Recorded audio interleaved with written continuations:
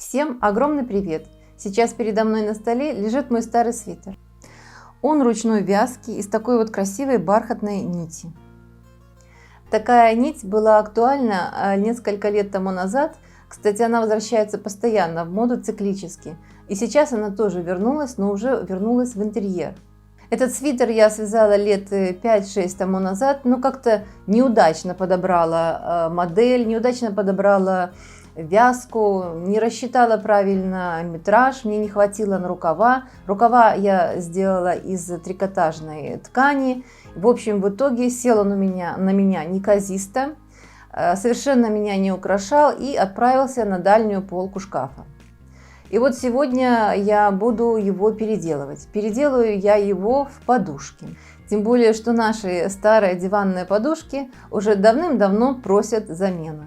Я уже отпорола рукава и горловину.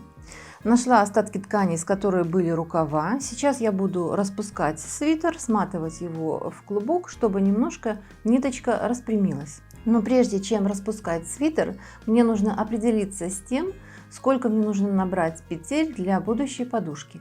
Для этого у меня уже есть готовый образец, у кого его нет, можно связать. Для этого я отмеряю 10 сантиметров. Вот, отмечаю здесь 10 сантиметров. И рассчитываю количество петель, которые у меня есть здесь. 1, 2, 3, 4, 5, 6, 7, 8, 9. 9 петель у нас на 10 сантиметрах. Значит, нам нужно, подушка у меня будет 40 сантиметров. Значит, надо 4 умножить на 9. И мы получим количество петель, которое нам нужно набрать. Вязать я буду спицами 4,5. Лучше, конечно, вязать пятеркой, но я пятерку свою где-то удачно загубила, не знаю, не могу найти, но 4,5 тоже сойдет. Просто надо свободнее немножко вязать. Вязать буду таким же рисунком, как и этот, лицо, изнанка. Только я буду давать небольшое такое украшение по подушке, поэтому где-то с одинаковым промежутком 8 или 10 сантиметров я по лицу пущу еще изнанку. Между лицевой пущу еще изнаночную. Сейчас я подготовлю схему и покажу вам. И так как мне нужно 36 петель, я их распределю таким образом. 34 петли у меня пойдет в рисунок, и 2 петли у меня будет кромочные. Вот первый ряд будет иметь такой рисунок. Значит, 1 кромочная, 6 петель будут идти лицевых и 1 петля изнаночная. И повторяется. Раппорт повторяется. И здесь мы заканчиваем тоже 6 петель лицевых и 1 кромочная. Так, ну второй ряд мы, соответственно, дублируем. Второй ряд вот здесь кромочная, там, где были лицевые, пойдут изнанки, здесь будет лицо. И так, третий ряд повторяем первый ряд. Вот обозначение: лицевые, изнаночные, условно обозначим кромочные крестиком. Распускаю полотно. Нить сама по себе очень красивая, но она деликатная. Как я уже говорила, мода цикличная и возвращается постоянно. И у меня уже раньше была одежда из такой нити.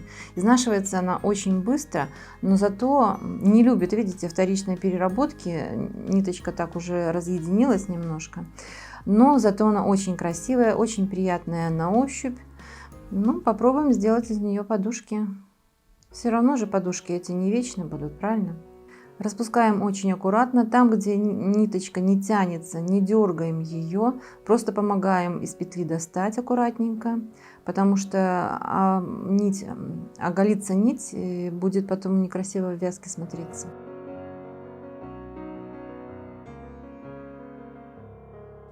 Ну и периодически подматываю нитку в клубок, чтобы она не запуталась.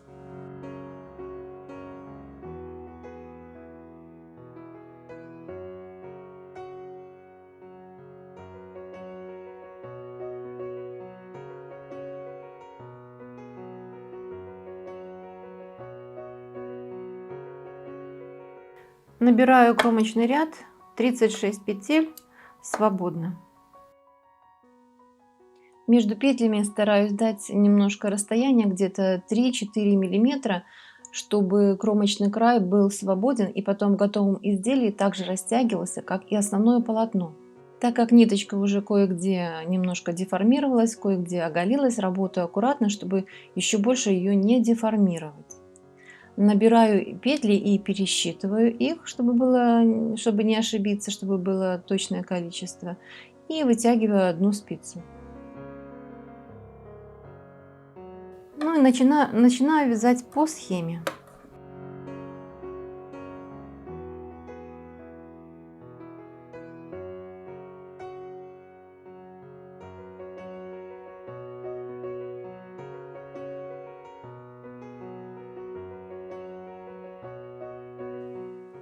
Я вяжу, как и все, в принципе, со средней скоростью, и у меня процесс изготовления двух полотен занял несколько часов, ну, часа 3-4.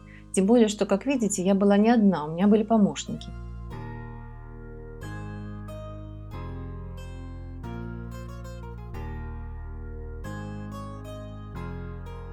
Немного времени и лицевые стороны подушек готовы. Вот размеры 40 на 40. Немного объясню, как я вижу свой итоговый результат. Так как у нас диванные подушки используются довольно-таки постоянно и интенсивно, они выполняют у нас не только декоративную функцию, но еще плотно вовлечены в нашу повседневную жизнь, поэтому они должны быть сшиты надежно, основательно, чехлы должны сниматься и обслуживаться.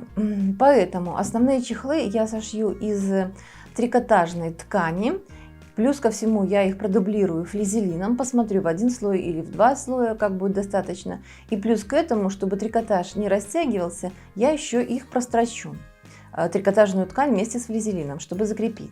А уже бархатные полотна из синели пойдут по одной стороне каждой подушки. У меня будет две подушки. Сейчас раскрою трикотаж для основных чехлов, раскрою флизелин клеевой для него, ну и заодно раскрою для наволочек с самих подушек ткань. А вот краим 40 на 40, не забываем про припуски.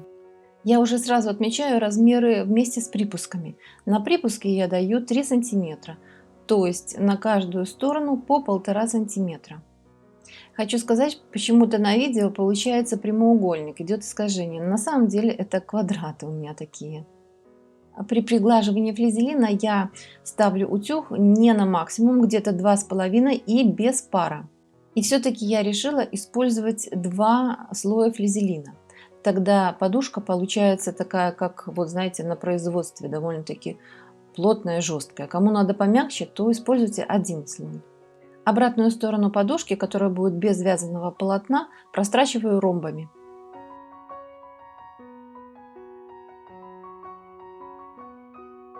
Вот тот декор, который я хочу использовать. Одна подушка будет яркая, праздничная, с серебристым кантом и серебристой тесьмой. Вот эта тесьма будет идти по изнаночной линии, кант будет идти по периметру всей подушки. А вторая подушка будет более скромная.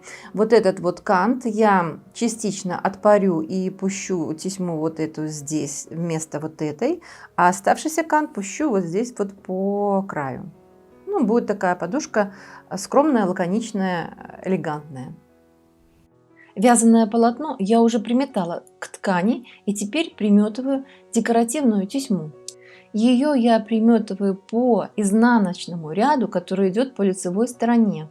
За счет того, что изнаночный ряд немного притоплен, тесьма садится тоже получается притопленным, и уже в готовом изделии она совершенно не выделяется над поверхностью и не мешает. Пришиваю я тесьму самыми широкими стежками, на которые только способна моя машинка.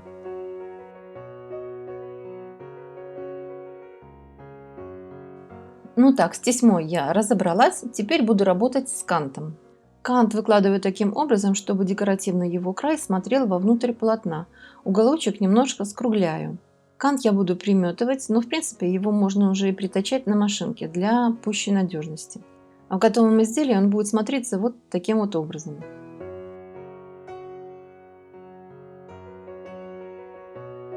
Чехлы у меня будут съемными, я вставляю потайную молнию на всю сторону подушки. Потайная молния пришивается по такому же принципу, что и кант. Зубчики смотрят в сторону полотна. И особенность работы с потайной молнией состоит в том, что сначала вставляется молния, а затем уже сметываются и сшиваются все остальные стороны подушки.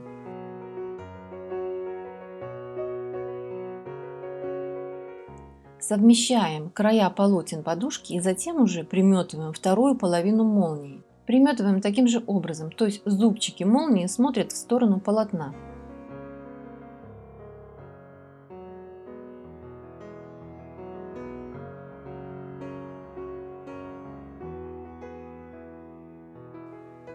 И уже вшиваю молнию на машинке. У меня нет специальной лапки для вшивания потайной молнии, поэтому для меня этот процесс всегда такой довольно-таки трудоемкий и требующий предельного внимания. Как тут можно видеть, приходится ногтями предварительно и максимально раскрывать зубчики и уже аккуратненько прострачивать рядом с ними строчку.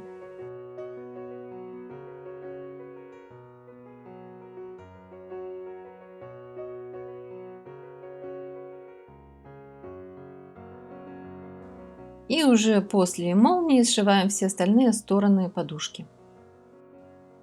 Сшиваем уже по самому-самому краю канта, то есть чтобы белое полотно вспомогательное канта не выглядывало в готовом изделии.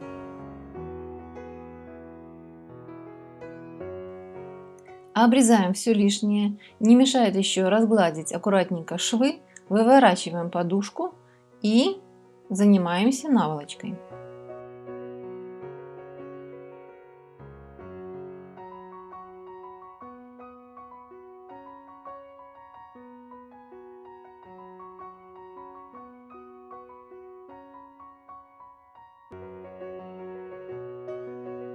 Ну, тут все довольно-таки просто. Я все сшиваю по всем сторонам, только оставляю небольшую дырочку, чтобы заполнить синтепоном.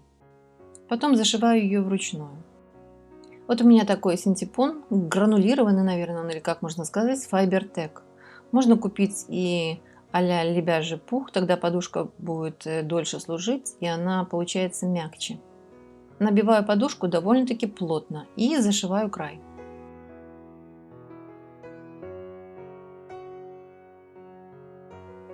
Ну вот какие получились уютные, красивые подушки из моего старого свитера. Если вам был полезен и интересен мой опыт, ставьте пальчики вверх, делитесь своим мнением в комментариях, подписывайтесь на наш канал, если вы этого еще не сделали. Впереди будет много новых идей и довольно-таки интересных. Нажимайте на колокольчик, чтобы не пропустить их.